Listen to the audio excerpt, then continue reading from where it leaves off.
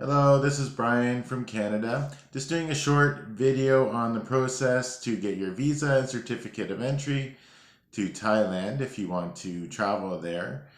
So it is a bit of a process. It took a while to get the visa and all the documentation in place and sent off to the embassy. You do have to send your passport to them by mail and they will return it with a self-addressed envelope.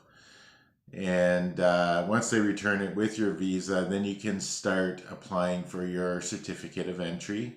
Some steps you can do before you book your hotel in flight. Other steps you have to do after you book your hotel in flight.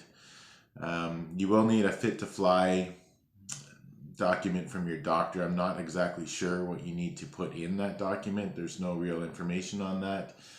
And you would need a COVID test 72 hours before your flight leaves. So that is a little tricky. I did call the testing and assessment center here, and they do that type of testing, but they did say I have to call a couple days ahead of time, book my time to get it in that very short window, keeping in mind that the test results will take 24 hours to come back to you. So if you're leaving, let's say on December 29th, then you might want to get your test completed and get your results back by the 27th. It's a little bit tricky to do. Also, it's really hard to get a hold of anyone at the embassy. If you call, it goes to voicemail. Voicemail's full. You can email. It takes a really long time for them to email you back if they do email you back. So the best that you can do is really try to read the fine print in their application process. And of course, they let you know last minute if you can go on the repatriation flight or if you can book your own flight. Everything is pretty last minute and tight to the date, which makes it risky because you do have to book your hotel and pay for it to get your certificate of entry as well as your flight.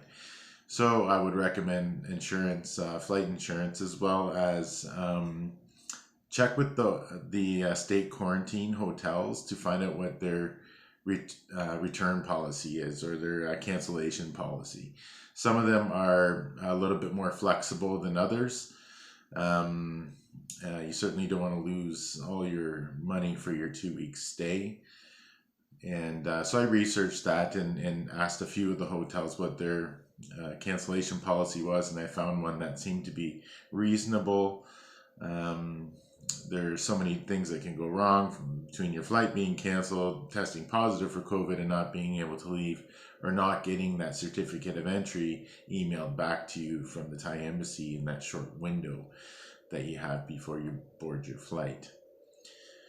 So if you have any questions or comments, you can post them here and I'll try to respond. I'm still going through the process myself, getting close to the end of it because I'm leaving soon. But yeah, it's tricky and I still have lots of questions that aren't being answered, but just going through the process the best I can.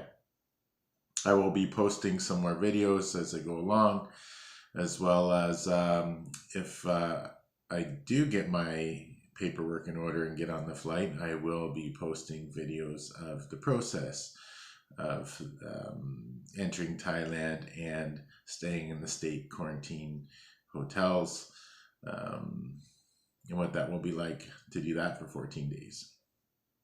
All right. Thank you. Bye.